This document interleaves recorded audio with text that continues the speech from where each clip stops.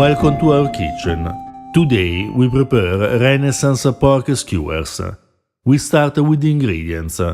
1 pork tenderloin, cured pork fatback, called lardo in Italian, coriander seeds and coarse sea salt. We sliced the tenderloin with an opening or pocket in the middle to insert the lardo. We make the first cut without reaching the end of the tenderloin, and then a second complete cut.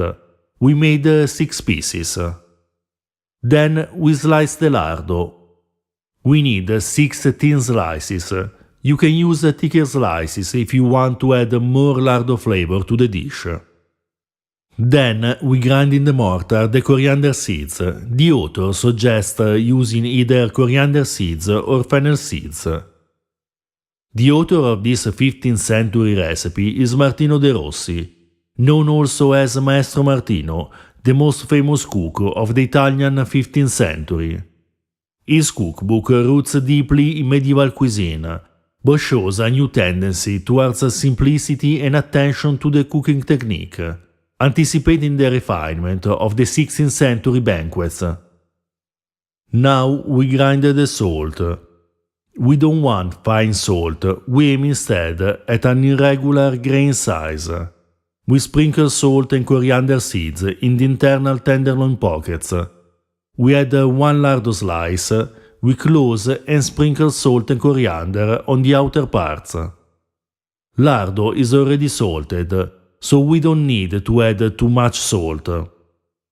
Now we skewer the tenderloin slices. We use the skewers to keep together the tenderloin and lard during the cooking.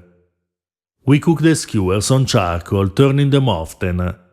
We pay attention not to overcook the meat, though the lardo slices make the skewers more forgiving than usual, and it's hard to make them dry and overcooked.